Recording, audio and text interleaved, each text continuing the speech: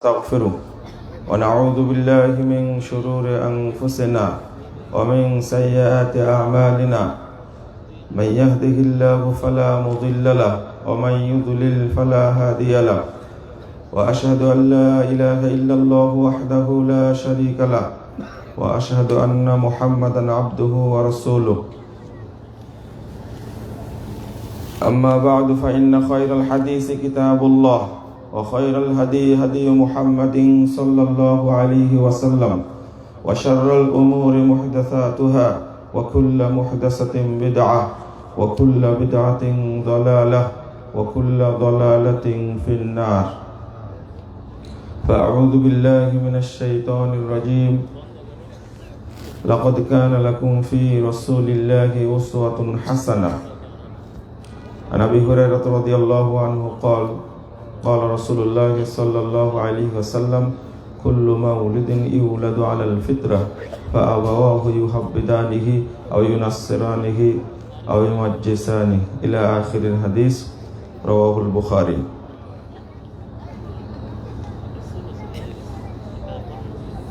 গাজীপুরের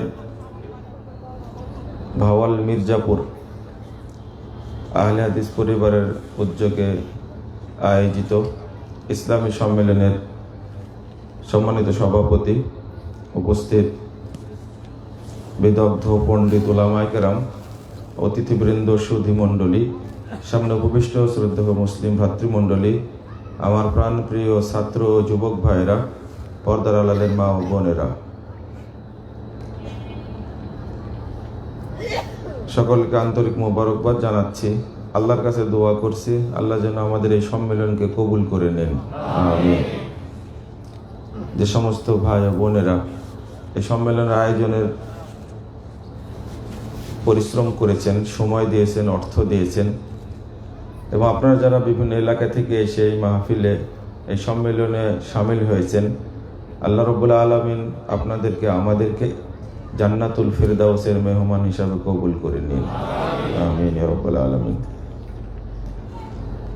বন্ধুরা আমার, এই সম্মেলনের ব্যাপারে যখন আমার সাথে কথা হয়েছিল তখন খুব মনে উৎসাহ পেয়েছিলাম, কিন্তু শেষের দিকে এসে, বিশেষ করে গত 18 তারিখের পরে আমি অনেকটাই নিরাশ হয়ে গেছিলাম যে সম্মেলনটা হবে কিনা। আমাদের জাহিদ ভাই এই ভাঙ্গা মনে পরিশ্রম করতে পারবেন কিনা আশঙ্কা ছিল। আমরা জাহিদ ভাইয়ের ওয়াইফের রান্না খেয়ে আসছি প্রায় 12 বছর যাবত। গত 17 তারিখ রাত্রিতে এই ছোট ছোট 4টা বাচ্চা রেখে মারা গেছেন। তো আমি খালেস অন্তরে দোয়া করি আল্লাহ রাব্বুল আলামিন যেন তাকে মাফ করে দেন এবং জান্নাতুল ফিরদাউস নসিব করেন, আমিন ইয়া রাব্বুল আলামিন। অত্যন্ত কষ্ট পেয়েছিলাম আমি যখন এই শফিপুরে প্রোগ্রাম করছিলাম, ঠিক ওই মুহূর্তে সংবাদটা, ওই দিনই যেদিন মাটি হয়, দাফন হয়, জানাজা হয়, সেই দিন শুনছি। আপনারাও খালেস অন্তরে দোয়া করবেন আল্লাহ যেন তাকে কবুল করেন।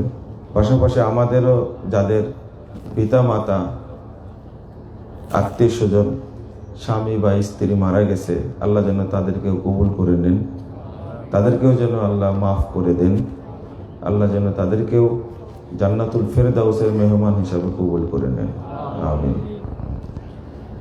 তার 4টা ছেলে, তো আশা করি সবাইকে আলেম বানাবেন। তার বড় ছেলে বেশ বড় হয়ে গেছে, দাখিল পরীক্ষা দেবে, হেফজ শেষ করেছে। ছোট একটা বাচ্চা আছে মাত্র 9 মাসের, সেটাও ছেলে। তার একটা বড় আছে 2 বছরের, সেটাও ছেলে। একটা মেয়ে, তার বড়টা হলো আজকে মনে হয় একটা বক্তব্য দিয়ে শুনলাম শিরকের উপরে, একেবারে ছোট। আল্লাহ সবাইকে যেন আলেম হিসাবে কবুল করে নেন, আমিন। বন্ধুরা আমার,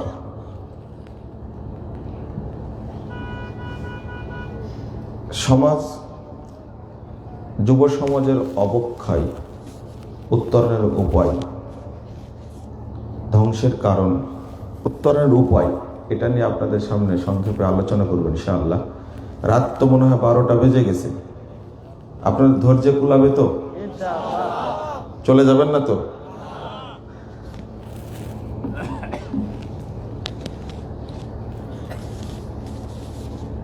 আজকে বক্তব্য শুরু করলাম কয়টায় বলেন তো? 11:50 শুরু করেছে। গত 19 তারিখে যখন 10টার বাজতে আরো কিছু বাকি আছে, তখন হোতাপাড়ায় ছিলাম। এদিকে কোথায় কি খেতাসুরা বলছেন নাকি? কাঁথাসুরা হলো, কাঁথাসুরা না খেতাসুরা একটা হলো। তো গাজীপুরের মানুষ তো আলহামদুলিল্লাহ খুব ভালো মানুষ, কিন্তু ওই খেতাসুরাতে যাওয়ার কথা ছিল প্রোগ্রামে। সেই দিন আমি রেস্ট নিচ্ছিলাম, খুব ক্লান্ত ছিলাম, মাগরিবের পরে ঘুমিয়ে গেছিলাম। যাক, আসছিলাম সাধারণত 10টা 11টা, তার আগের দিনে প্রোগ্রাম করলাম, মানে শেখ ছিলেন 11:45 আমাকে মঞ্চে নিয়ে গেছে। এই আসমত ভাইয়ের প্রোগ্রাম, জায়গাটা কোথায় জানো? মণিপুর, চকপাড়া। কয়টাতে? 11:45। আজকে কয়টাতে? 11:50। আর সেদিন কতটা ছিল? 10টার কিছু আগে। আমি তো আর জানি না যে আমাকে 9টায় আলোচনা করতে দিবেন না 8টায় আলোচনা করতে দিবেন। এই পর্যন্ত এসে নিষেধ করে দেওয়া হলো যে প্রোগ্রামে আসেন না। আমারও ভালো হলো, তাড়াতাড়ি রাস্তায় চলে গেলাম আলহামদুলিল্লাহ।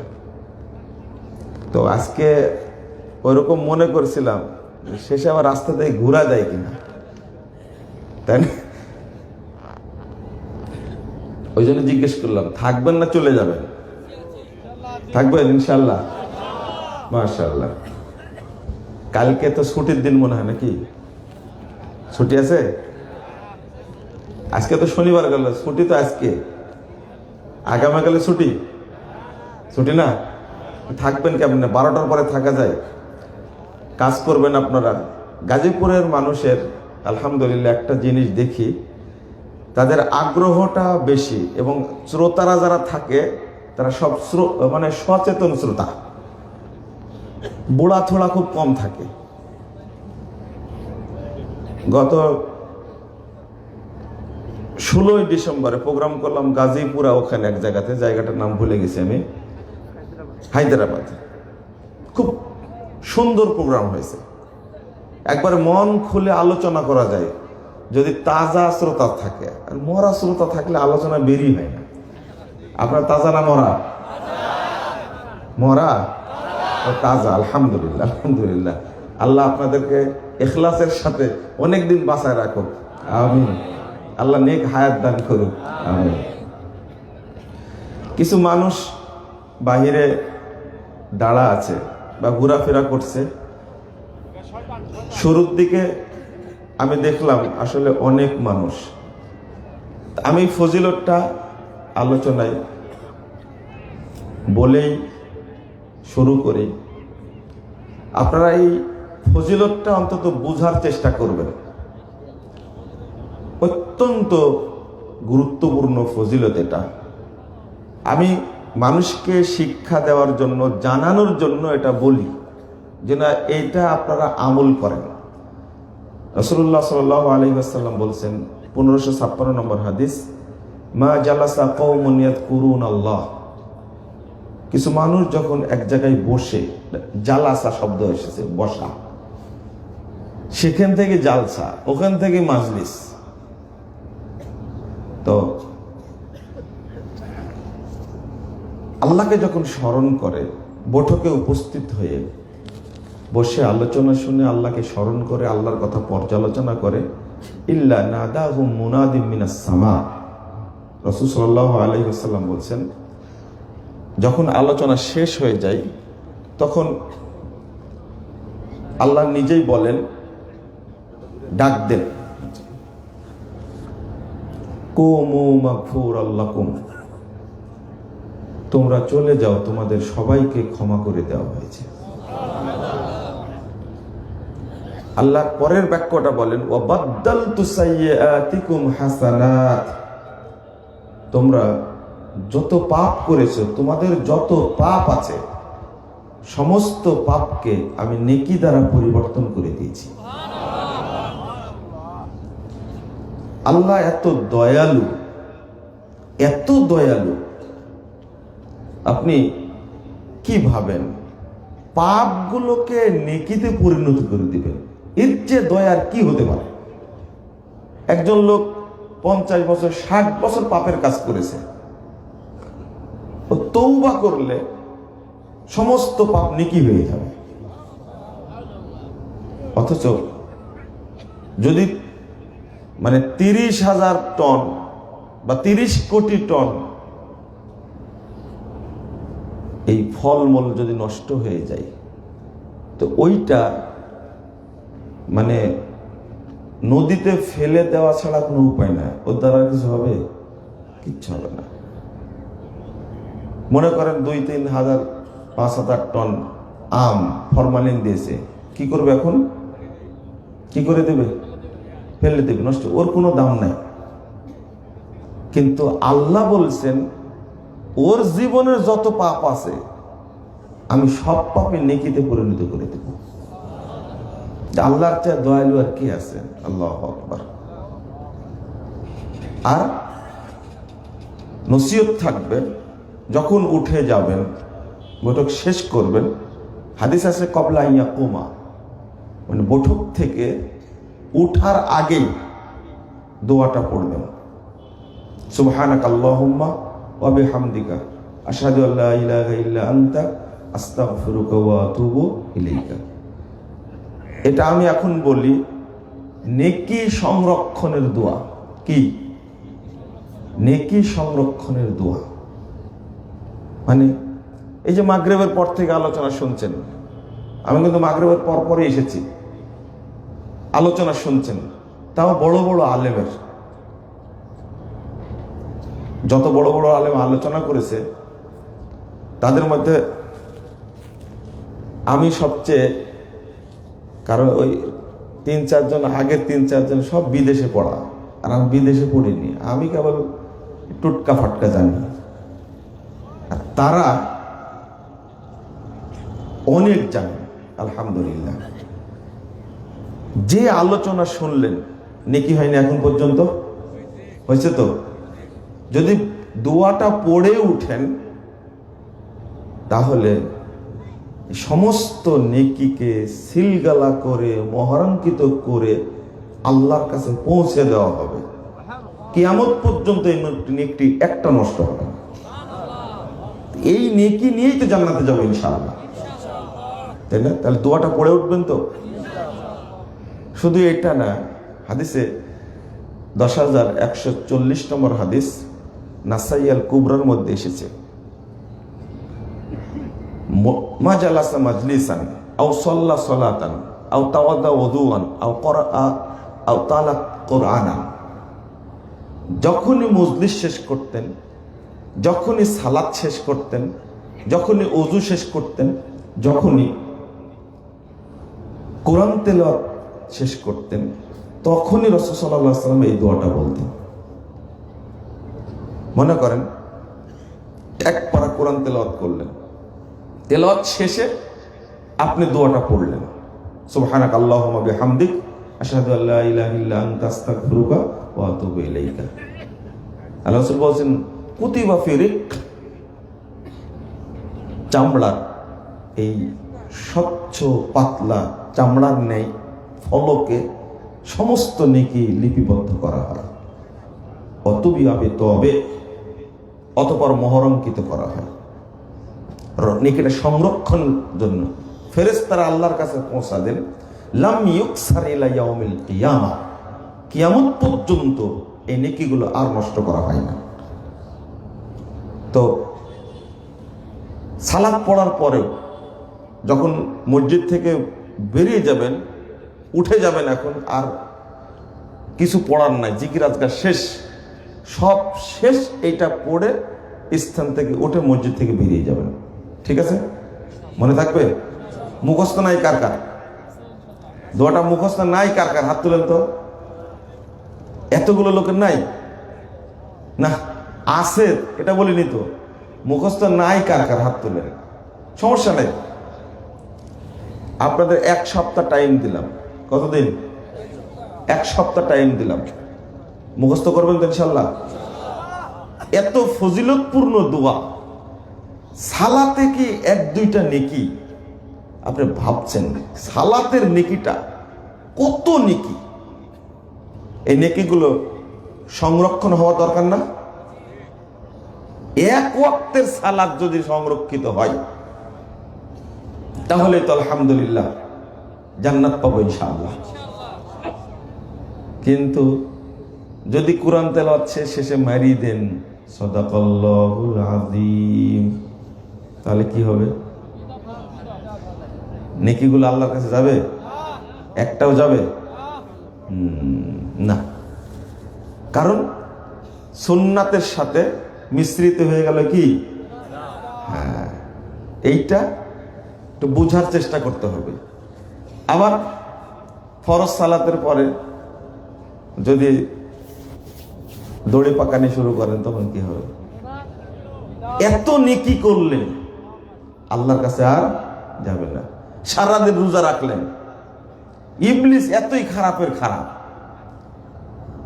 কি পরিমাণ খারাপ, ও তো মনে হয় সীমা নাই ইবলিসের। আছে সীমা? ও কিন্তু অপেক্ষায় থাকে কি করে বান্দার নেকি নষ্ট করবে। সারাদিন রোজা রাখলো, ইফতারের সময় এসে বললো যে সবাই মিলে একটা মহব্বতের মারি দে, দিলেই কি খুব মহব্বত। এটা সাধারণ একটা সুন্নাত, একেবারে হালকা। এত নেকি যেন না পায়, এখানে ইবলিস 1টা না 2টা না 6টা বেদাতের আমদানি করেছে। মুসাফা করার সময় মুসাফা কয় হাতে করতে হয়? 1 হাত। আপনার 1 হাত, আমার 1 হাত, তাই না? 2টা হাদিস বর্ণিত হয়েছে মুসাফার ফজিলত এত বেশি, কিন্তু কিভাবে নেকিগুলো নষ্ট করেছে কল্পনাও করতে পারবেন না। 5212 নম্বর হাদিস, আবু দাউদের মধ্যে এসেছে, সনদ সহিহ, মা মিন মুসলিমাইনি ইয়ালতাকিয়ানি ফায়াতাসাফাহান ইল্লা গুফিরা লাহুমা ক্বাবলা আন ইয়াফতারিকা। 2জন মুসলিম ব্যক্তি যখন মুলাকাত করে, মুসাফা করে, 2জন পৃথক হওয়ার আগেই তাদের সব পাপ ক্ষমা করে দেওয়া। মুসাফা করতে কয় মিনিট সময় লাগে? 10 মিনিট? 1 ঘন্টা? 30 সেকেন্ড লাগে। এত টাইম লাগে? মুসাফা করলো, আপনার হাত দিলেন, আপনি হাত দিলেন, শেষ। আবার বলে 5 সেকেন্ড। আচ্ছা হলো 5 সেকেন্ডে হলো। এতটুকু টাইমের মধ্যে। আর তাবরানি আওসাতের মধ্যে হাদিসটা আসছে 245 নম্বর হাদিস। আশ্চর্য, এই হাদিস তো আপনারাও জানেন না, অনেকেই জানে না। রাসূল সাল্লাল্লাহু আলাইহি ওয়াসাল্লাম বলছেন, ওখানে স্পষ্ট এসেছে, ইন্নাল মুমিনা ইদা লাকিয়াল মুমিন, একজন মুমিন ব্যক্তি আর এক মুমিনের সাথে সাক্ষাৎ করে, ফা আখাযা বিয়াদি, অতঃপর তার 1 হাত ধরে। কয় হাত? হাদিসের শব্দ ফা আখাযা বিয়াদি, তার 1 হাত ধরে। যদি 2 হাত হতো ফা আখাযা বিয়াদাইহি হতো, আরবি হতে গিয়ে ফাঁকা দিয়া দাইহি, যদি তার 2 হাত ধরে, কিন্তু আসছে কি ইয়াদি, আখাযা বিয়াদি ফাতাসাফাহা। অতঃপর যদি 2জন মুসাফা করে, তানাসারাত খাতায়াহুমা কামা ইয়াতানাসারুল ওরাকুশ শাজার। রাসূল সাল্লাল্লাহু আলাইহি ওয়াসাল্লাম বলছেন, তাদের 2জনের পাপ অনুরূপভাবে ঝরে যাবে, যেমন গাছের পাতা ঝরে গাছ নাড়া হয়ে যায়, ওই 2 ব্যক্তি পাপ থেকে নাড়া হয়ে যাবে, মুক্ত হয়ে যাবে। একটা সাধারণ মুসাফা, কিন্তু এই নেকি যেন না নিয়ে যেতে পারে, মিস্টার ইবলিস 2 হাত যোগ করেছে, এর সাথে মুসাফার একটা গাঁজা করে দোয়া বানাইছে, নাহমাদুল্লাহ ওয়া নাস্তাগফিরুহু, তারপরে কি ইয়াগফিরুল্লাহ, এটা আপনাদের জানা আছে। তারপরে আবার বুকে হাত মারবে, তারপরে মুখে চুমু খাবে, বলবো ভাই দোয়া করে, বলে ফিয়া মারি দিল, এটা একটা মারি দিল, কি ফিয়া মারিল। তখন বলবেন হাফিজাক আল্লাহ, কি বলবেন? হাফিজাক আল্লাহ, হাদিস এসেছে। অথবা বলবেন রাসূল সাল্লাল্লাহু আলাইহি ওয়াসাল্লাম 2 ফেরেশতাকে বলছে বারাকাল্লাহু ফিকুমা। কিন্তু দামাত বারাকাতুহু আলিয়া বলা যাবে না, দাবা বলা যাবে না। কিন্তু দাবা বুঝেন? দাবা মানে কি? দাজ্জাল বাহিনী, তাই না? বলতেছি না, না, দাজ্জাল বাহিনী আপনারা করেন হিসাবে একটা হয়, কারণ যেভাবে ও শিরিক বিদআত প্রচার করছে এই দাবা, আর যেভাবে সমাজকে নষ্ট করছে, যেটা অনুবাদ করেছে দাবা মানে দাজ্জাল বাহিনী, খুব একটা খারাপ কথা, কিন্তু এর অর্থ হলো দামাত বারাকাতুহুমুল আলিয়া, এটা বলে থাকে তাই। কিন্তু এটা কোরআনেরও না, হাদিসেরও না, সালাফদেরও না, তাবেঈদেরও না, তাবেঈদেরও না, মুহাদ্দিসুল উলামারা, এরা একবারে টাটকা নগদ কাঁচা বানানো, একবারে টাটকা বানানো। একটা এখানে একটা আশারি মতবাদ আছে। কি আছে? আশারি মতবাদ। আবার গালি দিবেন না আমাকে, কিন্তু সব জায়গায় এই ঠ্যাং ঢুকায় কেন?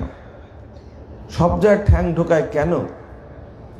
রাসূল সাল্লাল্লাহু আলাইহি সাল্লাম 2 ফেরেশতাকে, ওই যে আল্লাহ রাসূলকে স্বপ্নে নিয়ে যাচ্ছিলেন না, ইনতালেক ফানতালেক, না যে লম্বা হাদিস, 2 ফেরেশতা বলে নিয়ে যান, যখন বলে দিলেন, হাদিসের শেষে শব্দ আসছে, লম্বা হাদিস সহিহ বুখারীতে, যখন বলে দিলেন অমুক ব্যক্তিকে দেখছিলে কে, অমুক ব্যক্তিকে দেখছিলে কে, বলে দেওয়ার কারণে আল্লাহ রাসূল 2 ফেরেশতার জন্য দোয়া করছেন, বারাকাল্লাহু ফিকুমা।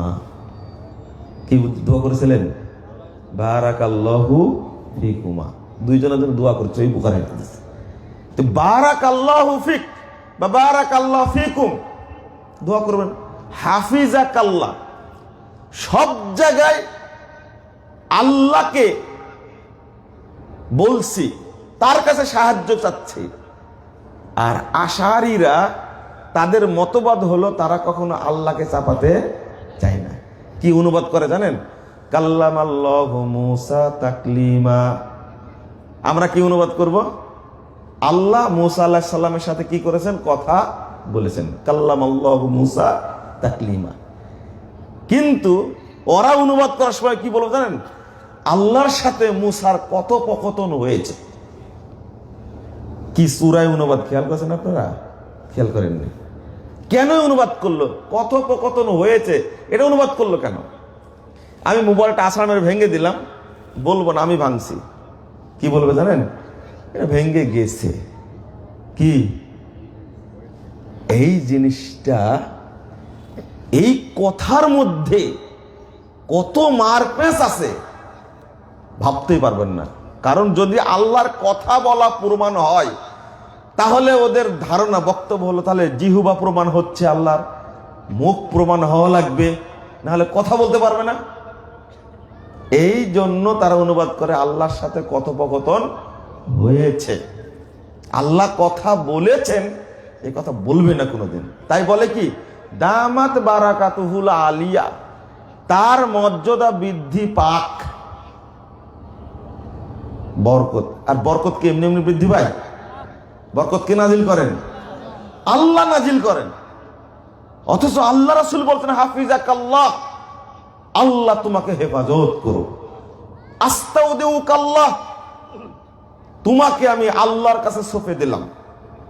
কথা বুঝতে পারছেন? এক কথা থেকে আরেক কথা চলে এসেছে। তাহলে কি বলবেন দোয়ার সময়? কি বলবেন? বারাকাল্লাহু ফিকুম বা বারাকাল্লাহু ফিক, হাফিজাকাল্লাহ। বলেন তো হাফিজাকাল্লাহ। এই জন্য আমরা বলি কি হাফিজাহুল্লাহু তাআলা, বলি না হাফিজাহুল্লাহু তাআলা। এখান থেকেই সহিহ মুসলিমের হাদিস, আল্লাহ রাসূল বলেন হাফিজাকাল্লাহ, সাহাবীরা বাচ্চার হাতে হাত দিয়ে বলতেন বারাকাল্লাহ ফিক। আমাদের বললেন সমস্যা আছে? সমস্যা নাই, জাযাকুমুল্লাহ খায়রান। আমাদের যে কর্মসূচি, যুব সমাজ বা ছাত্র সমাজ, তরুণ সমাজই কিন্তু সমাজের মূল কাঠামো। কারা? এই পিচ্চিরাও না, বুড়ানাও না, মাঝখানে যারা মধ্যবয়সী, এই যুব সমাজ, ছাত্র সমাজ, তরুণ সমাজ সমাজের মূল কাঠামো, শক্তিশালী কাঠামো। বর্তমান প্রেক্ষাপটে এই তরুণ সমাজের যে অবস্থা, এটা আমাকে বর্ণনা করতে আপনারা দিয়েছেন, কিন্তু আপনারা এটা সহ্য করতে পারবেন কিনা এটাই তো ভয় লাগছে। না, ইনশাল্লাহ বলছেন, কিন্তু শেষের গল্পের মতোই হবে। কিন্তু শেখ যে গল্প শোনা গেল না, কি বলবনি তো, কিন্তু আপনাদের অবস্থা কেমন হবে? কারণ বর্তমান প্রজন্ম যেভাবে চলছে, 10টা বছর পরে এই সমাজ আরো কত রসাতলে যাবে আপনি ভাবতেই পারবেন না।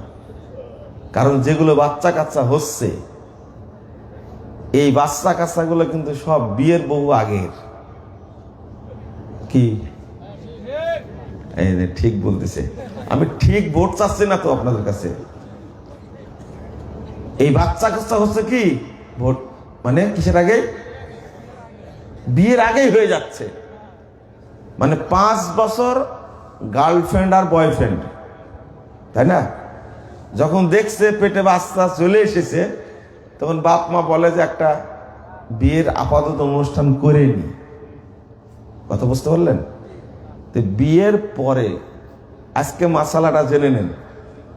যদিও হানাফি মাযহাব এটা জায়েজ, কিন্তু হাদিসের অনুকূলে এটা জায়েজ না। যদি বাচ্চা বেঁধে যায়, পেটে আসা না বলে বলে যদি বাচ্চা বেঁধে যায় মনে করে, কারণ এই লুচ্চাপুনা করে যদি বাচ্চা আসে, তো একে গর্ভবতী বলবেন কি করে আপনারা? এমনি বেঁধে গেছে, তাই না? এই কথা বলেন আপনারা। নাউযুবিল্লাহ, আস্তাগফিরুল্লাহ।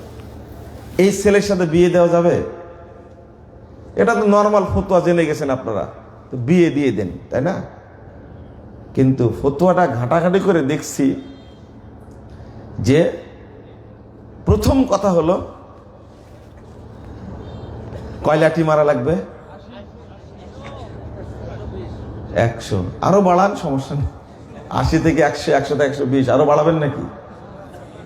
আচ্ছা, একে আগে তওবা করতে হবে। যদি বিয়ে দিতে চাওয়া হয়, এখন বিয়ে দেই, তারপরে মেয়ের জন্য শর্ত হলো গর্ভবতী হয়েছে, বাচ্চা পাড়া লাগবে আগে। কথা বুঝতে পারেন? তারপরে তওবা, তারপরে কি? বিয়ে। কিন্তু হানাফি মাযহাবে একটা বক্তব্য আছে, সাথে সাথে বিয়ে দেওয়া যাবে, কিন্তু একটা মাযহাবের বক্তব্য। কিন্তু শরীয়তের বক্তব্য যেটা কি, আগে ওটা গর্ভপাত হতে হবে, তারপরে তওবা তাল্লি করে তারপরে কি? বিয়ে। বিয়ে দিতে হবে, বিয়ে দেওয়া যাবে, সমস্যা নাই। কিন্তু শর্ত এই দুইটা। শর্ত হলো তওবা, আর আরেকটা কি? বাচ্চাকে হতে হবে, তারপরে বিয়ে হবে। আর এখন কখন বাচ্চা হয়ে যাচ্ছে খোঁজ খবরই রাখে না, বিয়ে হয়ে যাচ্ছে। বিয়ের পরে যেহেতু সম্পর্ক বৈধ হলো, আগের বাচ্চাটা কি হবে? আমি আর বলবো না মুখে, আমি বলবো না। বর্তমান সমাজে এই বাচ্চাই বেশি। 10 বছর পরে এই বাচ্চাগুলো কি হবে? এতই নোংরা হতে পারে জানি না, আল্লাহ ভালো জানে। যে মেয়ে ছেলে গার্লফ্রেন্ড আর বয়ফ্রেন্ড হয়ে সময় কাটিয়েছে 5 বছর, তারপরে আকদের অনুষ্ঠান না, তারপরে হলো গায়ে হলুদের অনুষ্ঠান, তাই না? এই সব সংস্কৃতি আসছে বেহায়া, এই বিধর্মীদের থেকে এই সংস্কৃতিগুলো চলে আসছে। আমি বলছি না, এমনি বলে দিচ্ছি। একটা মানে আমার বক্তব্য শুনে তারা সবাই মনে করবে যে কেমনে জানলো, আমি কোনোভাবে জেনে নিয়েছি। একটা বিয়ে হলো, সেই বিয়েতে লা ইলাহা ইল্লাল্লাহ, শুধু যারা গায়ে হলুদের অনুষ্ঠানটা সাজিয়েছে তাদের বিল দেওয়া হয়েছে 5 কোটি টাকা। কত? সাজানোর বিল। আর সাজাতে যে টাকা পয়সা লাগছে, গায়ে হলুদের অনুষ্ঠানটা সাজাতে টাকা পয়সা লাগছে, সেটা সাজানোর সরঞ্জামের দাম লাগছে 15 কোটি টাকা। এগুলো আপনাদের কাছে বোকা মনে হবে, কিন্তু বাস্তব কথা।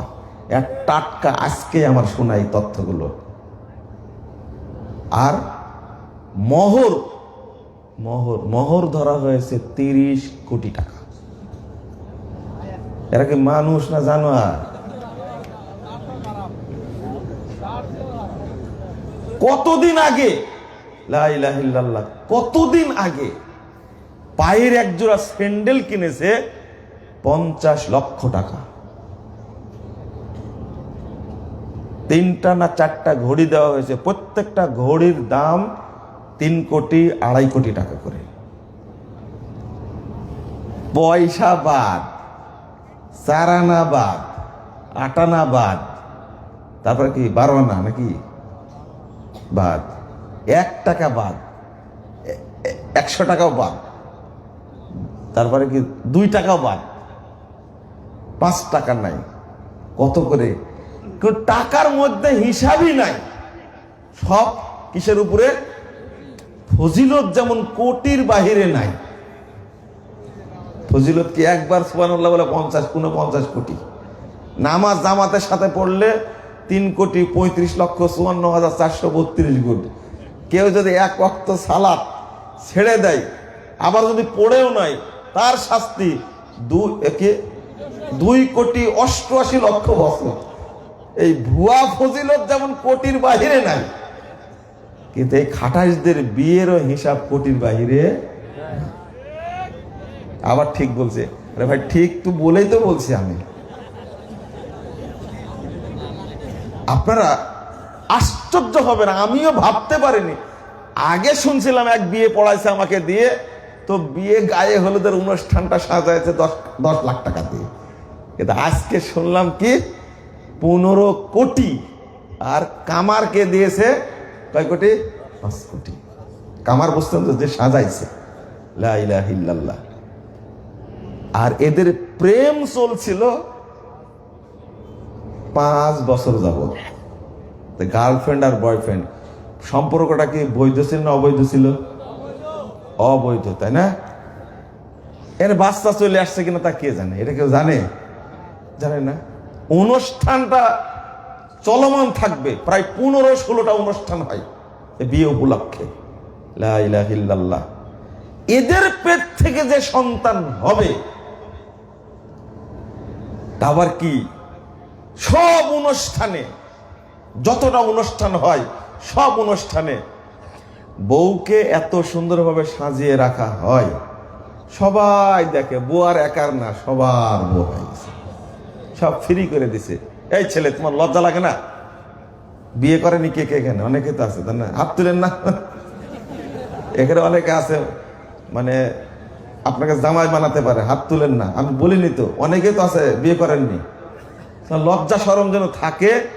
বিয়ে করলে বউ তোমার, সমস্ত মানুষের জন্য ফ্রি করে দিলে কেন?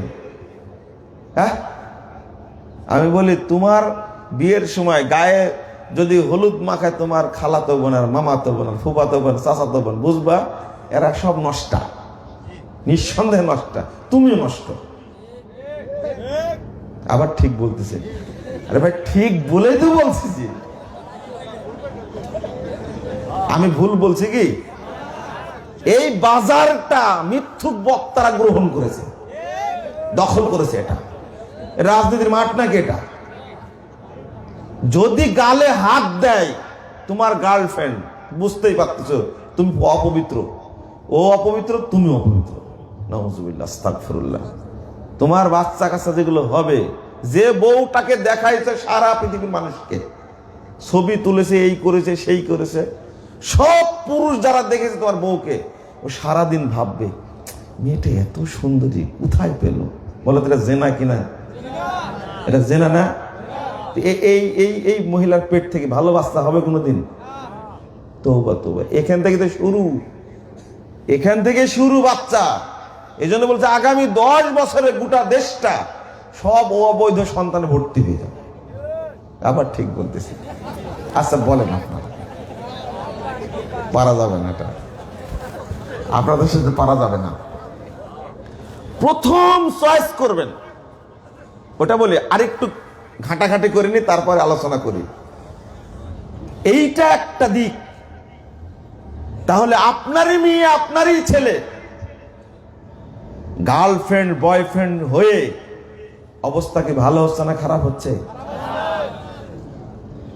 প্রথম দরকার বাংলাদেশের যেই উলঙ্গ মহিলা, নোংরা যে মহিলাগুলি সমাজকে নষ্ট করছে, ছাত্র ছাত্রীকে নষ্ট করছে, যুবক যুবতীকে নষ্ট করছে, তরুণ তরুণকে নষ্ট করছে, যারা এদের বিচার হওয়া উচিত আগে। মানে এমন অবস্থা হয়েছে, এই ন্যাংটারা, এই উলঙ্গরা এখন করোনা ভাইরাসের চেয়ে ওমিক্রনের চেয়ে সবচেয়ে বেশি ভয়াবহ ভাইরাস হয়ে গেছে। এতই খারাপের খারাপেরা আমার চোখের সামনে পড়লেই তো আমি বলি আল্লাহ তোর উপর গজব নাজিল করে না কেন? তোমার আজকে কণ্ঠ ভালো আছে, চেহারা ভালো আছে, চামড়া বিক্রি করে যুব সমাজকে তুমি নষ্ট করছো। তোমার উপরে আল্লাহর গজব, তোমার উপরে আল্লাহর গজব। আস্তাগফিরুল্লাহ, নাউজুবিল্লাহ। এই ভাষা কিভাবে বলবেন? দিনদার মানুষকে, পরহেজগার মানুষের চলাফেরায় সমস্যা করছে এরা। এই জন্য শেষ বেলায় এরা ভিক্ষা করে খায়, জানেন? একজন, আমি বক্তব্য দিয়েছি, একজন ভিডিও পাঠাইছে, ভিডিও যে দেখে আপনারা ভালো করে বলবেন। একজন খুব নাম করা বাংলাদেশের, নাকি নাম করা বেহায়া বাংলাদেশের, জিজ্ঞেস করছে আর একজনকে, আচ্ছা আপনারা এত টাকা কামান এক রাত্রিতে, অনেক শুনলাম যে বিয়ের মজলিস গরম করার জন্য, গায়ে হলুদের অনুষ্ঠান গরম করার জন্য ইন্ডিয়ার অপবিত্র সব মহিলাদেরকে নিয়ে আসা হয়, যার এক রাতের ভিজিট 3 কোটি 4 কোটি টাকা। বিয়ে মানে বিয়েটার উদ্বোধন হচ্ছে কি দ্বারা? বেহায়াপনা দ্বারা, লুচ্চামি দ্বারা। তওবা তওবা, নাউজুবিল্লাহ।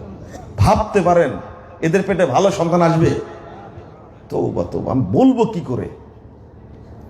তো বলছে যে আপনারা এত টাকা এক রাত্রে নেন, শেষ বয়সে আপনারা একেবারে অসহায় হয়ে যান কেন, পথে নেমে যান কেন? একজন আর একজনের প্রশ্ন করছে। কথা বুঝতে পারছেন? তাহলে আমাদের কথার সাথে মিলল?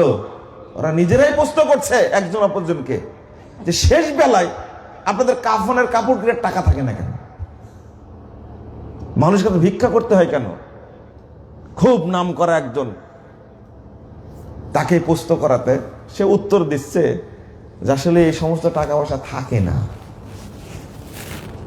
একজন আমার পরিচিত মানুষ বলছেন যে দেখেন কি অবস্থা পৃথিবীর।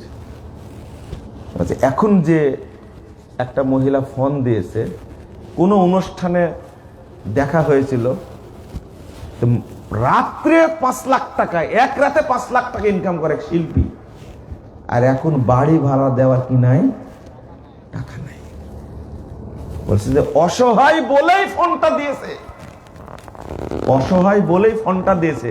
কারণ এই মহিলা কখনো মানুষের কাছে বাড়ি ভাড়া চাওয়ার জন্য ফোন দিবে না। তো তাদের কাছে টাকা আছে, তাদের কাছে ফোন দিবে, এটা তো স্বাভাবিক কথা। কিন্তু কথা কি বেরিয়ে আসলো? এই গজবে পড়ে কেন এরা? গজবে পড়ার কারণ হলো এই নেক বান্দাদের বদদোয়া।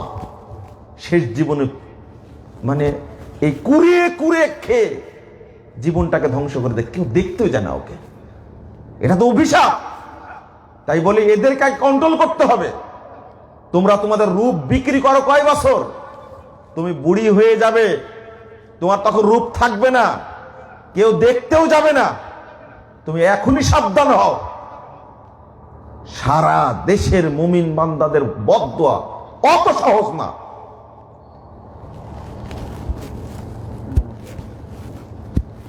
তো আমি এইটাকে বন্ধ করার জন্য বলি, আমাদের নেতারা যখন মঞ্চে উঠে ডিসি সাহেব, এসপি সাহেব, ওসি সাহেব কানে কানে বলে একটু এই মাদক দ্রব্যের বিরুদ্ধে একটু বললেন, মাদকতায় দেশ ছেয়ে গেছে। আর কেউ বলে যে একটু উৎসাহিত করবেন ছেলে সন্তানরা যেন এই যে বিষয়টা এখন প্রায় জায়গায় বিষয় এটা দেয় যে যুব সমাজে অপক্ষয় উত্তরণের উপায় বিষয় দেয়। বিষয় দেন কেন? আপনি কেমন ছিলেন, এখন কি হলেন? আপনি তো পথভ্রষ্ট করেছেন।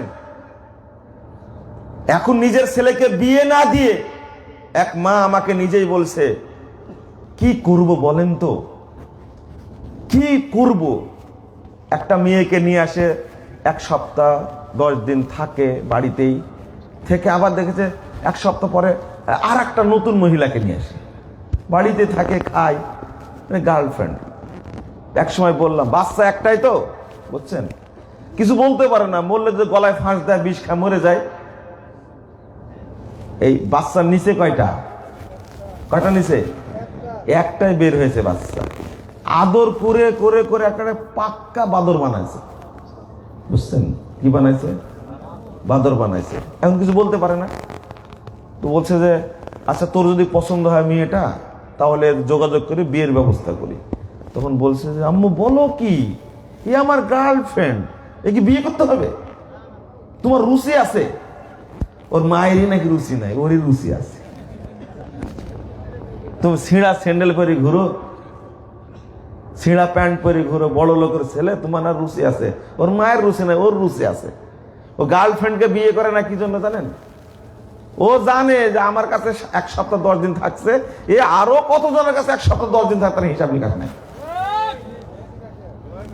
কথা বুঝতে পারলেন? জটিল একটা অবস্থা, নোংরা একটা অবস্থা। তো বিয়ে করবে না, চলতে থাকবে এইভাবে। এখন তো শহরগুলোতে বিয়ে হয় না, 45 বছর 42 বছর মেয়ের বয়স হয়ে যাচ্ছে, বিয়ে করার নাকি রুচি নেই, বিয়ে করবো না। কেউ বিয়ে করছে 48 বছর বয়সে, যে 48 বছর বয়সের মেয়ে আর 23 বছরের ছেলে, বিয়ে কয়দিন টিকবে বলেন দেখি? আবার কোন ছেলেরা বিয়ের রুচি হচ্ছে না, তো বিয়ের রুচি হবে কি করে? এমনি নাকি ডাক্তারের থিওরিতে 40 বছর পরে আর মহিলাদের বিয়ে করার ইচ্ছা থাকে না। আপনি বলেন, এবার বিশ্লেষণ করছি কথাটা। বিয়ে করবে কেন? ওর তো দৈহিক সম্পর্ক বিভিন্ন মেয়ের সাথে, বিভিন্ন ছেলের সাথে 15 বছর বয়স থেকে, যখন ক্লাস 7 পড়ে তখন তো সম্পর্ক শুরু হয়েছে। 45 বছর বয়সে গিয়ে কোনো মেয়েকে বিয়ে করতে চাইবে? কোনো ছেলেকে বিয়ে করতে চাইবে? বিয়ে করে একজনের কাছে ইংরেজ হতে চায় না তারা, অসংখ্য পুরুষের কাছে যেতে চায় তারা। নাউজুবিল্লাহ, আস্তাগফিরুল্লাহ, আস্তাগফিরুল্লাহ। যদি একটা মহিলার পিছনে 1 বছরে 6 মাসে যদি 69 জন ছেলে একটা মেয়েকে ধর্ষণ করে, তাহলে ওই মহিলার বিয়ে করার চিন্তা থাকবে? 1 বছরও না, 6 মাসে সম্পর্ক কয়জন ছেলের সাথে? 79। এই বাংলাদেশের তওবা তওবা, এক কুলাঙ্গার সরাসরি সাক্ষাৎকার দিচ্ছে, আমার বিয়ে করার কি দরকার, আমার বয়স এখন 33, প্রায় 53-54 জন মহিলার সাথে আমার দৈহিক সম্পর্ক হয়েছে, ওর বিয়ে করার দরকার আছে? আপনি বলবেন পিতা মাতার দোষ, তাই না? হ্যাঁ, পিতা মাতার দোষ, কথা সব ঠিক আছে, পিতা মাতার দোষ, কথা ঠিক আছে, কিন্তু আপনার দোষ নাই? আপনার দোষও তো আছে। যে মেয়েটাকে আপনি পাঠাচ্ছেন কক্সবাজার, পাঠাচ্ছেন সিলেটে, গাজীপুর থেকে যাচ্ছে সুন্দরবনে, যাচ্ছে বান্দরবনে, ওই মেয়েটার সাথে কেউ নাই, আছে ওর বন্ধুরা, আছে ওর শিক্ষকরা, কলেজ থেকে বিশ্ববিদ্যালয় থেকে শিক্ষা সফরে যাচ্ছে। ও হাজী সাহেব, আপনি কি ভাবছিলেন যে মেয়েটা কার সাথে পাঠালাম? এগুলো সব শকুন, এগুলো সব হায়ানা, এগুলো সব পশু। আপনার সুন্দরী মেয়েটাকে এরা নিয়ে যে হায়েনার মতো ছিঁড়ে ছিঁড়ে খাবে, আপনি না ভেবে পাঠালেন কেমনে? কিভাবে পাঠালেন এদেরকে? হাজি হয়ে কি করলেন আপনি? আমি তো পাঁজি বলি আপনাকে, আপনি হাজি না। আপনার মতো মানুষই সমাজটাকে নষ্ট করেছে। বলেন, আর তাহাজ্জুদে দোয়া করছে, আল্লাহ আমার মেয়েটা শিক্ষা সফরে গেছে, 30,000 টাকা নিয়ে তুমি সহি সালামতে ফেরত নিয়ে এসো। আল্লাহ ঠেকা পড়েছে, আল্লাহ ঠেকা পড়েছে, ফেরত নিয়ে আসবে আপনাকে, আপনার মেয়েকে। ও মেয়েটা আমার ফেরেস্তা, কি চমৎকার, মেয়েটা আমার ফেরেস্তা। আগে পিতা মাতাকে ছেঁচার দরকার। কেন জানেন? ছেঁচা বুঝেন তো? ছেঁচা তো বুঝেন, পিতা মাতাকে ছেঁচার দরকার। কারণ আপনার বাপ আপনার সাথে যে মেয়ের বিয়ে দিয়েছে, আপনার বাপ আগে তদন্ত করেনি এই মেয়েটা কোথায় থেকে কিভাবে মানুষ হয়েছে। এরপর নিচে ডিমান্ড কি নিছে? কলেজের শিক্ষক যৌতুক নিয়ে বিয়ে দিয়েছে আপনার বাপ। আপনার বাপ দোষ করছে বহু আগে থেকেই, বহু আগে থেকেই। আর এখন যখন পিতা মাতাকে বৃদ্ধাশ্রমে পাঠাচ্ছে, যখন বৃদ্ধ হয়ে গেছে, তখন দেখে না, তখন ওই পিতা মাতার দুর্নাম করে, আমার ছেলে এত বড় শিক্ষিত কিন্তু বাপ মায়ের খবর নেই না। বাপ মায়ের শুধু খবর নেয় না, একটা অপরাধ করেছে। তুমি বুড়া বুড়ি হয়ে গেছে, তুমি কয়টা অপরাধ করেছ? তুমি তাকে আগে এলেম মানে তাওহীদের জ্ঞান দাওনি, আগে তুমি নামাজ শিখাওনি, আগে তুমি ওকে কোরআন পড়া শিখাওনি। ছোট থেকে নামাজ পড়ানো শেখানোর দায়িত্ব কার? ভূতের না মানুষের না পিতামাতা? পিতামাতার দায়িত্ব। ওর একদিনে খাবার দেয়নি, দেখে না বুড়া হয়ে গেছে, তাই এত অভিযোগ পিতামাতার। আপনার একটা হক নষ্ট করেছে, আর আপনি আপনার বাচ্চাটার একটা না শত শত হক নষ্ট করেছেন। দুধ পান করার সময় কোনোদিন বিসমিল্লাহ বলেনি, বলেছে? কোনোদিন বলেনি। বাথরুমে যাওয়ার সময় বলেনি, আব্বু বলো আল্লাহুম্মা ইন্নী আউযু বিকা মিনাল খুবুসি ওয়াল খাবাইস, বলেছে? বলেনি। বাথরুম থেকে বের হওয়ার সময় বলেনি। সব শয়তানে আক্রান্ত হয়েছে। যখন বাচ্চাটা মুখে খাবার দিবে তখন বলবে কি? বিসমিল্লাহ। খাবার শেষে, খাবারের মাঝখানে বলে, আব্বু খাবারের মাঝখানে আলহামদুলিল্লাহ বলতে হয়, খাবারের শেষে বলতে হবে আলহামদুলিল্লাহ, আলহামদুলিল্লাহ হামদান কাসীরান তাইয়্যিবান মুবারাকান ফি গায়রু মাকফিন ওয়ালা মুওয়াদ্দাইন ওয়ালা মুস্তাগনা আনহু রব্বানা। এই দোয়াটা খাবারের পরে বলতে হয়। কোনদিন বলেছে মা? বাপ কোনদিন বলেছে? আব্বু জুতা পরার সময় আগে ডান পা পড়তে হয়, যখন খুলবা তখন বাম পা খুলতে হয়, তারপরে ডান পা খুলতে হয়, যখন দরজা লাগাবা তখন বিসমিল্লাহ বলবে। একবারও বলেছে? আব্বু মাদ্রাসা যাচ্ছ, স্কুলে যাচ্ছ, বাড়ি থেকে বের হয়ে বলবা বিসমিল্লাহি তাওয়াক্কালতু আলাল্লাহি লা হাওলা ওয়ালা কুওয়াতা ইল্লা বিল্লাহ। ফিরে এসেই আব্বু বাড়িতে সালাম দেবে। তুমি যদি বাড়িতে সালাম দিয়ে ঢুকো তাহলে আল্লাহ বাড়িতে অঢেল রহমত বরকত নাজিল করবেন। কোনদিন বলেছেন আপনি? এতগুলো হক নষ্ট করেছেন, আগেই শিখিয়েছেন।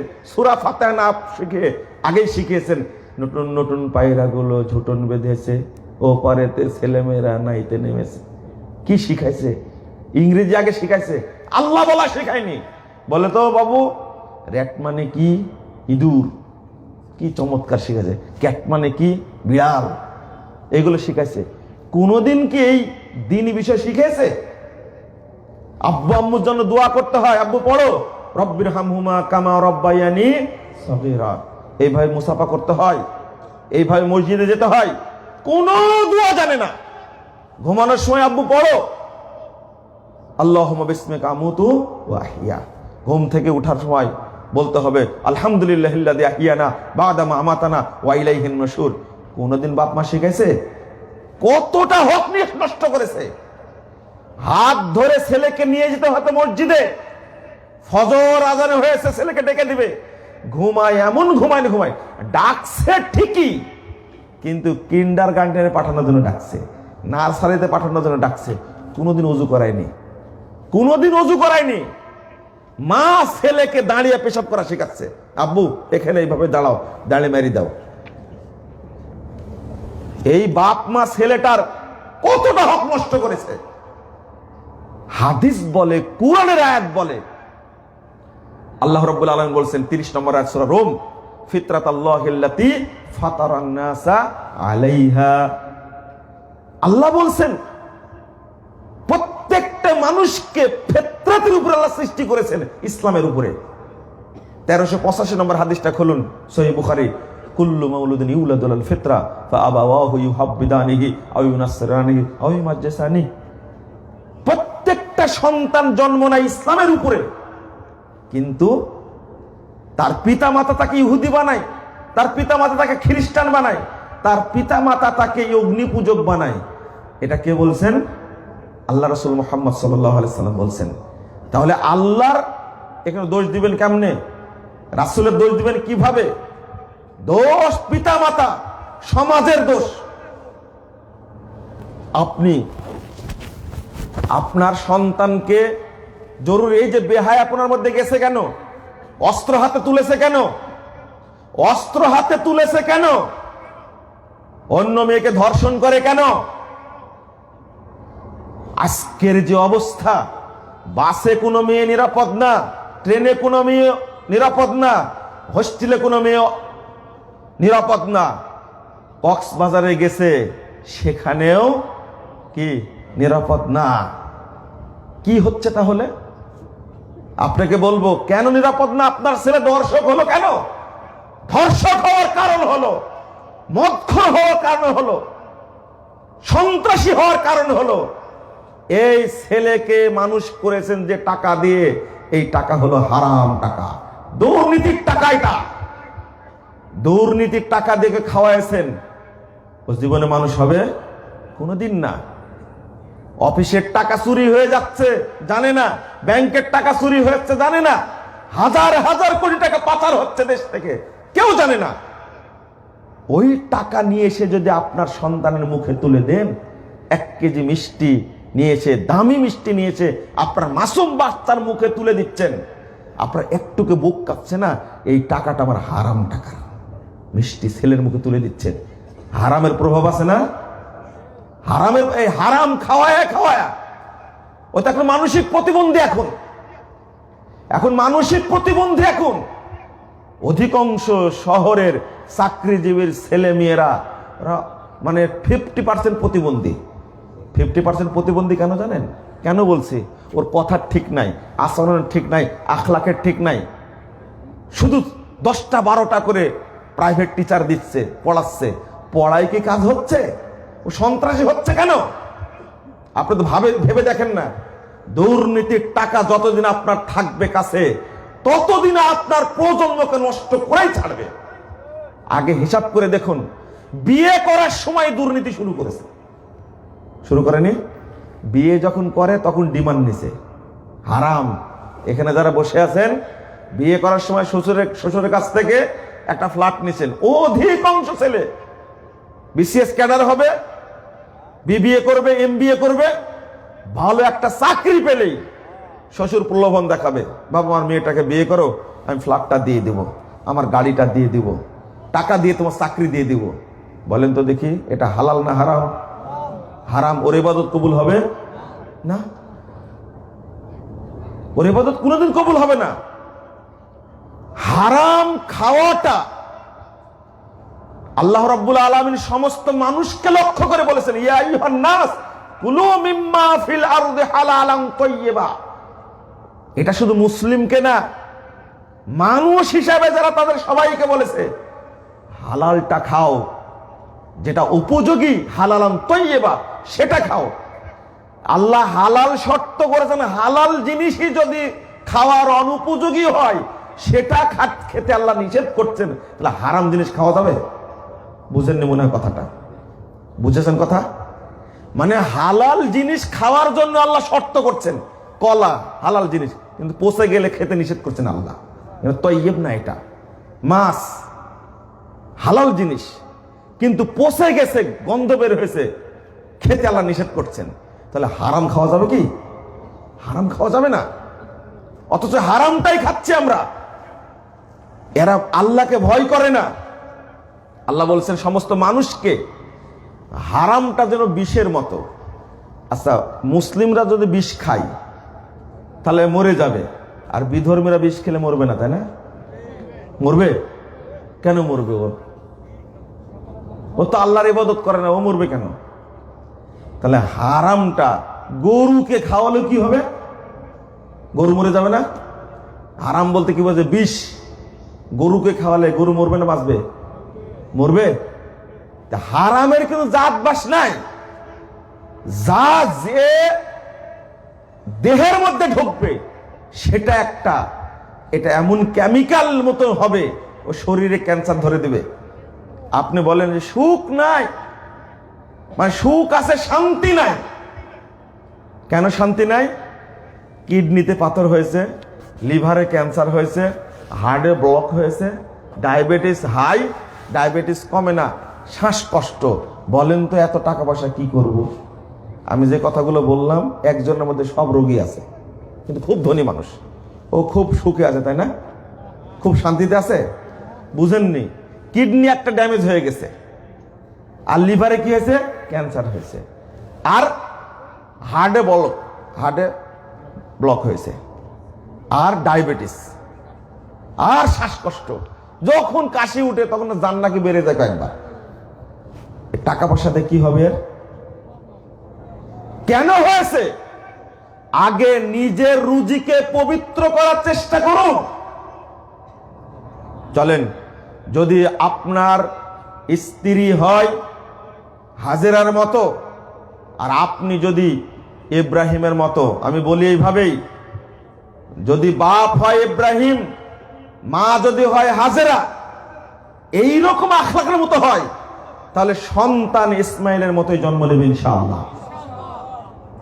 এখন যে সমস্ত দিনী ভাইয়েরা, ছাত্রছাত্রীরা, যুবক যুবতীরা যারা বর্তমানে আলহামদুলিল্লাহ অনেক তরুণ ছেলে বিশ্ববিদ্যালয়ে পড়ছে, মাদ্রাসায় পড়ছে, কলেজে পড়ছে, তারা 5 ওয়াক্ত সালাত জামাতের সাথে পড়ে। তারা মিথ্যা কথা বলে না, পিতা মাতার সাথে খারাপ আচরণ করে না। এখন বাংলাদেশে লাখো লাখো যুবক আছে আলহামদুলিল্লাহ। যখনই যেখানে যাই যুবকদের সাথে দেখা হয়, তাদেরকে উৎসাহিত করি। যদি রাসূল সাল্লাল্লাহু আলাইহি ওয়াসাল্লাম যে সমাজ গঠন করেছিলেন যুবকদের নিয়ে, আমরা যদি গঠন করতে পারি, আমরা যদি যুবকদের কাছে ওই কর্মসূচি ধরিয়ে দিতে পারি, আল্লাহর রাসূল যেমন সমাজকে সংস্কার করেছিলেন, বর্তমানেও সমাজ সংস্কারে অনেকটুকু এগিয়ে যাবে ইনশাআল্লাহ। কেমন হতে হবে? প্রথম বলবো, প্রত্যেক যুবক ছেলে যাদের বুদ্ধি হয়েছে, বুঝ হয়েছে, প্রথম দায়িত্ব হলো পিতামাতার। এরপর যখন বুদ্ধি হবে তখন দায়িত্ব হলো সন্তানের। আল্লাহ রাব্বুল আলামিন বলেছেন, লাকাদ কানা লাকুম ফি রাসূলিল্লাহি উসওয়াতুন হাসানাহ, তোমাদের জন্য সর্বোত্তম আদর্শ নিহিত রয়েছে কার মধ্যে? মুহাম্মদ সাল্লাল্লাহু আলাইহি ওয়াসাল্লামের মধ্যে। এই আয়াতটা দ্বারা তাকে বুঝাতে হবে যে সর্বক্ষেত্রে মুহাম্মদ সাল্লাল্লাহু আলাইহি ওয়াসাল্লামের আদর্শটাকে ধারণ করতে হবে। কিভাবে ধারণ করবেন? আজকে আপনার সন্তান বিশ্ববিদ্যালয়ে পড়ছে, কলেজে পড়ছে, কলেজে যা ধারণ করছে কার্ল মার্কসের আদর্শ, কলেজে যা ধারণ করছে মাও সেতুংয়ের আদর্শ, কলেজে যে ধারণ করছে সেই চার্লস আলেকজান্ডার পিটারসনের আদর্শ।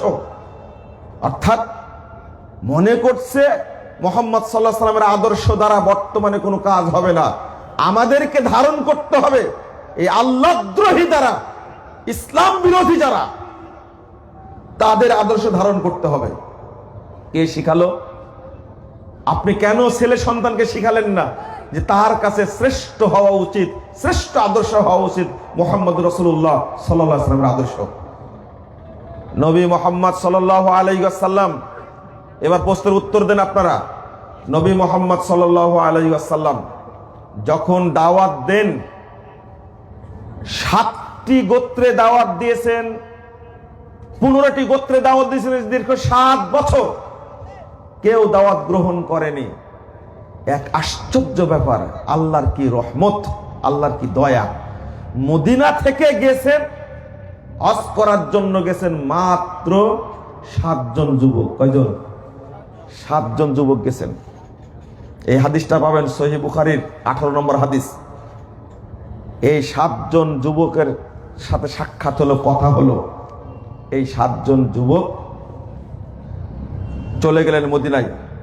মদিনা থেকে পরের বছর এসেছেন। আগের না, আগে আসছিলেন 6 জন যুবক, তারপরের বছর আসছেন 12 জন। 6 জনের মধ্যে 1 জন বাদ দিয়ে থাকলো কয়জন?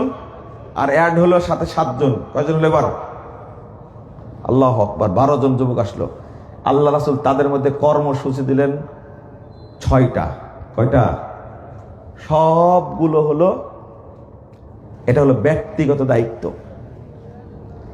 বলবো 6টা? এত রাত্রে কি আর বক্তব্য হয়? শোনেন তো, 6টা শুনেন। এই আপনাদের ব্যক্তিগত দায়িত্ব আল্লাহ রাসূল যে দিয়েছিলেন তাদেরকে, মদিনা থেকে আসলেন, তাদের নেতা ছিলেন আসাদ বিন জুরার রাদিয়াল্লাহু আনহু। আমার একটা বক্তব্য আছে, ছাত্র ও যুব সমাজের কর্মসূচি। ছাত্র ও যুব সমাজের কর্মসূচি বক্তব্যটা আছে প্রায় 1.5 ঘন্টা। আপনার বক্তব্য শুনে নেবেন, বিস্তারিত শুনতে পারবেন। রাসূল সাল্লাল্লাহু আলাইহি ওয়াসাল্লাম তাদেরকে প্রথম বললেন, 1 নম্বর বললেন, লা তুশরিক বিল্লাহ, লা তুশরিকু বিল্লাহি শাইয়্যা। আল্লাহর সাথে তোমরা শিরিক করো না। কয় নম্বর হলো? 1 নম্বর। ওয়ালা তাজনু, তোমরা জিনা করো না। ওয়ালা তাসরিকু, চুরি করো না। ওয়ালা তাতু বিবুহতান, তোমরা কারো উপরে অপবাদ দিও না।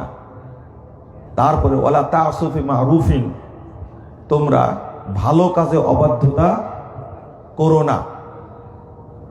রাসূল সাল্লাল্লাহু আলাইহি ওয়াসাল্লাম 6টি কর্মসূচি দিয়ে পাঠিয়ে দিলেন। এই 6টি কর্মসূচি নিয়ে মদিনায় দাওয়াতি কাজ করলেন। পরের বছর আসলেন 6 জন না, এই 12 জনের সাথে যোগ হয়েছে টোটাল 75 জন। 73 জন পুরুষ, 2 জন মহিলা আল্লাহ রাসূলের কাছে আসলেন। এটাকে বলা হয় বায়াতে কুবরা। বন্ধুরা আমার, এই 75 জন সাহাবীর সামনে দিলেন আল্লাহ রাসূল 5টা কর্মসূচি। কয়টা? 5টা।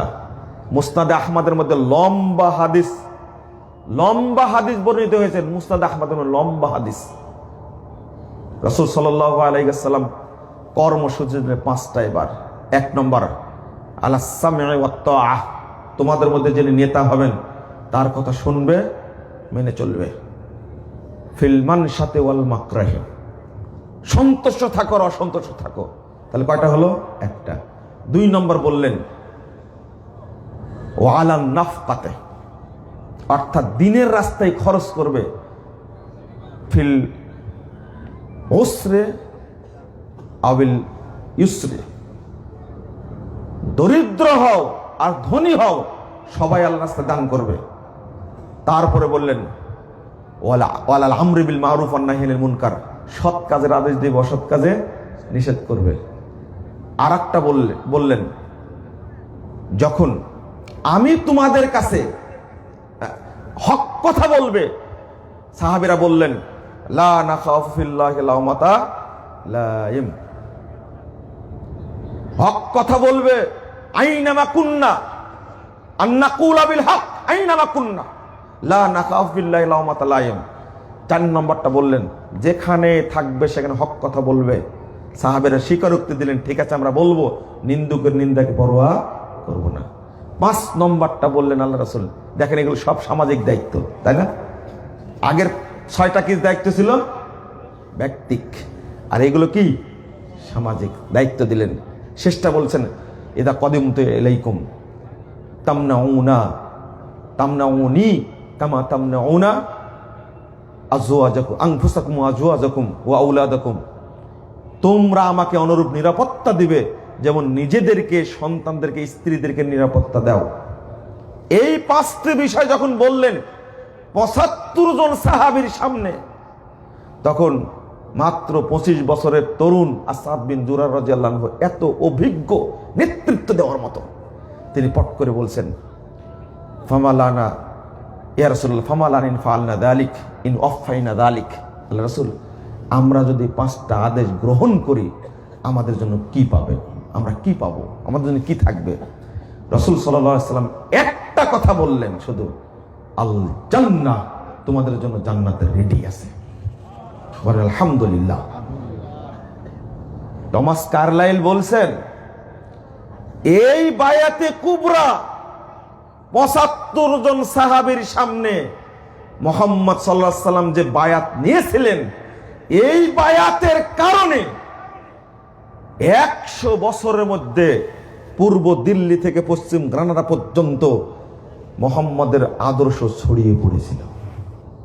আপনি কি বুঝতে পারলেন? এইটাই হলো যুবকদের প্রকৃত প্রশিক্ষণ। আগে প্রথমটা বললেন আল্লাহ রাসূল, প্রথম লা তুশরিক বিল্লাহ, আল্লাহর সাথে শরীক করো না। আল্লাহ তুশরিকু ওয়ালা তাসরিকু ওয়ালা তাজনু, এবার বলতেই থাকলেন। বর্তমানে শিরিক আছে না নাই? বলেন তো দেখি, আছে? শিরিকটাকে বর্জন করতে হবে, এটা আল্লাহ রাসূল পূর্ব সেই সময় বলে গেছেন। তরুণরা আজকে বিশ্ববিদ্যালয়ে মরে যাচ্ছে কিসের পিছনে ছুটতে গিয়ে? এই সন্ত্রাসের পিছনে ছুটতে গিয়ে, শিরিকের পিছনে ছুটতে গিয়ে। আমি ছেলেদের বলি, তোমার রক্ত পবিত্র, তুমি ভালো পড়াশোনা করে বেরিয়ে আসবে। এই তথাকথিত পচা বস্তুবাদী এই পাশ্চাত্যের নোংরা রাজনীতির সাথে তুমি জড়িত হলে কেন?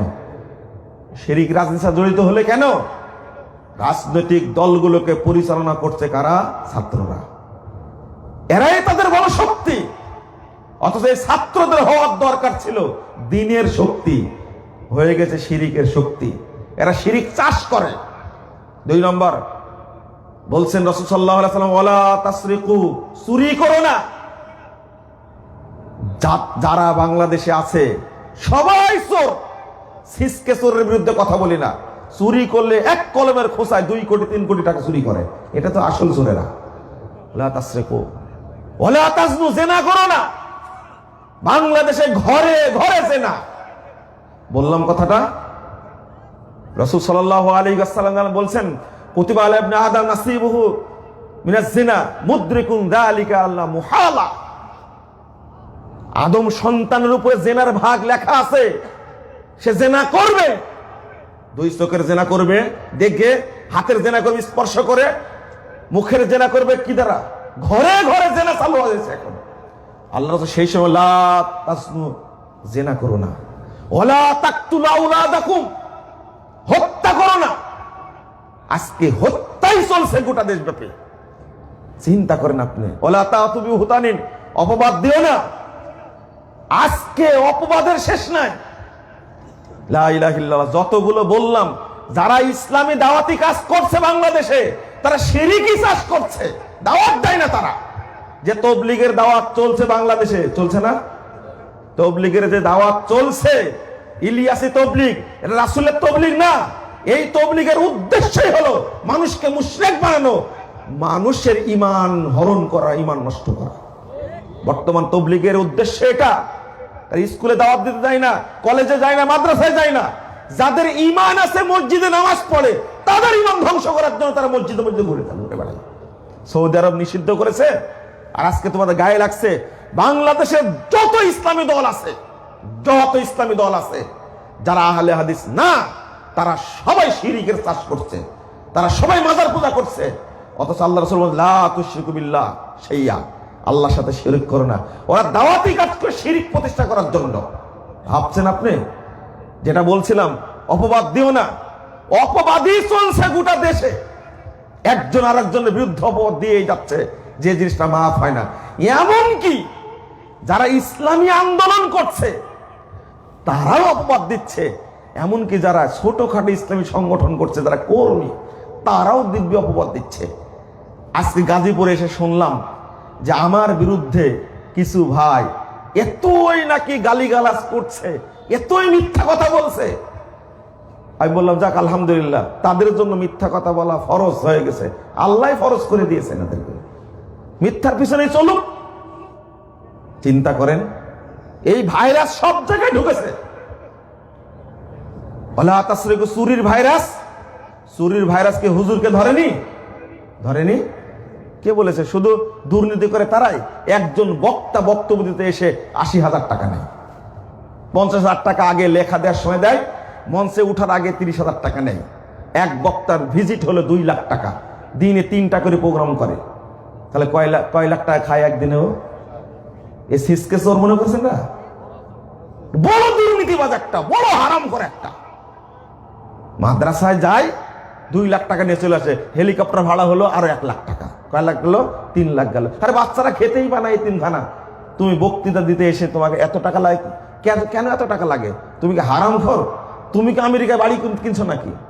বক্তৃতার নামে চলছে বাণিজ্য, ব্যবসা চলছে, এরাও হারাম করে, এরাও চোর। বন্ধুরা আমার, কোন দিকে যাবেন? অথচ যে কর্মসূচি মোহাম্মদ সাল্লাল্লাহু আলাইহি ওয়াসাল্লাম দিয়ে গেলেন যুবকদের জন্য, একটি যুবক যদি এই কর্মসূচি গ্রহণ করে আর আগামী 10 বছর যদি চলে, বলুন একজন বিশেষ ক্যাডার অফিসে বসে কখনো ঘুষ খেতে পারে না, কখনো হারাম খেতে পারে না। যে ছেলে পিতা মাতার আয়ত্তে সুন্দর চরিত্র নিয়ে মোহাম্মদ সাল্লাল্লাহু আলাইহি ওয়াসাল্লামের আদর্শ নিয়ে গড়ে উঠেছে, সে কখনো মানুষ হত্যা করতে পারে না, সে কখনো জিনা করতে পারে না। যে ছেলেটা 5 ওয়াক্ত নামাজ পড়া শিখেছে, এই ছেলের দ্বারা কখনো মদ খাওয়া সম্ভব না, কারণ ও জানে মদ হারাম। মানুষ হত্যা করা সম্ভব না, ধর্ষণ করা সম্ভব না। কিভাবে ধর্ষণ করছে? আমি বলি স্পষ্ট ভাষায়, ক্রস ফায়ারে কাকে মারছেন? আমি স্বরাষ্ট্রমন্ত্রীকে বলবো, হাদিস অনুমোদন দিয়েছে, যদি জানতে পারা যায় ধর্ষণ করেছে, 1 মিনিট বেঁচে থাকার অধিকার নাই। আল্লাহ বলছেন ওকে একবার স্পটে মেরে ফেলে দিতে হবে, একে ক্রস ফায়ার দেন। জাতি কখনো দুঃখ প্রকাশ করবে না। কথা কি বুঝতে পারছেন? এখন ওই যারা ধর্ষণের শিকার হচ্ছে তারাই কিন্তু ধর্ষণ শিখাইছে, জানেন? ন্যাংটা হয়ে চলেছে, ধর্ষণ তো তারাই শিখাইছে, তাই না? ওরাই বলছে ধর্ষককে স্পটে মারার দরকার। আরে আল্লাহ বলেছেন এটা আরো 1450 বছর আগে, ধর্ষককে স্পটে মেরে ফেলতে হবে। মেরে ফেলুন। একটা মেয়ে নিরাপদ বাড়ি থেকে বেরিয়ে বাড়িতে ফিরে আসতে পারছে না, এর সর্বোচ্চ শাস্তি যখনই জানা গেল ধর্ষণ করেছে, সাথে সাথে মেরে দিন কয়েকটা। ইনশাল্লাহ এ দেশ থেকে ধর্ষণ দূর হবে ইনশাল্লাহ। বন্ধুরা আমার, আপনাকে কি ভাষা বলবো? তরুণ তরুণীদের বর্তমান অবস্থা বলার নাই। আমি শুধু বলবো এই তরুণদেরকে, যারা ভালো, তোমরা এই শ্রেণীর মানুষ, ভালো হয়ে যাও, বিচারপতি হয়ে যাও, জাজ হয়ে যাও, ব্যারিস্টার হয়ে যাও, তারপর বিশেষ ক্যাডার হয়ে যাও, শিক্ষা ক্যাডার হও। ইনশাল্লাহ দেখবে আগামী 10 বছরে তোমাদের দ্বারাই একটা প্রকৃত সোনার বাংলা তৈরি হবে ইনশাল্লাহ। এরা কখনো মদ খাবে না, এরা কখনো গাঁজা খাবে না, এটা খেয়াল রাখতে হবে। আমি আর বক্তব্য আগাবো না, আবার রাত এত গভীর হলে বক্তব্য দেওয়া যায় না, মানুষকে শোনানোও যায় না। বিষয়টা খুব সুন্দর ছিল, চমৎকার ছিল। যদি শুরু করতে পারতাম 11টার দিকে, তাহলে সুন্দরভাবে আরো উপস্থাপন করা যেত। আল্লাহ রাব্বুল আলামিন আমাদের সকলে কবুল করুন। আর আমি শেষে বলবো, আপনাদেরকে দাওয়াত দিব সেটা হলো আমাদের প্রোগ্রাম দারুল হুদা ইসলামী কমপ্লেক্সের জন্য আপনারা দোয়া করবেন। সেখানকার 17 এবং 18 তারিখের প্রোগ্রাম অনেকে জানতে চেয়েছেন, আপনারা দোয়া করবেন। সাথে সাথে নতুন একটা বই এসেছে, আমলে সলেহ, এই বইটা আপনারা সংগ্রহ করবেন। ভ্রান্তির বেলা জালে একামতের দিন বই আছে, প্রশ্নোত্তর আরকানুল ইসলাম আছে, আপনারা সংগ্রহ করার চেষ্টা করবেন। আল্লাহ তুমি আমাদের সকলকে কবুল করে নাও, আমিন। বলেন, দোয়া পড়েন। সুবহানাকা আল্লাহুম্মা ওয়া বিহামদিকা আশহাদু আল্লা ইলাহা ইল্লা আনতা আস্তাগফিরুকা ওয়া আতুবু ইলাইকা। আসসালামু আলাইকুম ওয়া রাহমাতুল্লাহি ওয়া বারাকাতুহু।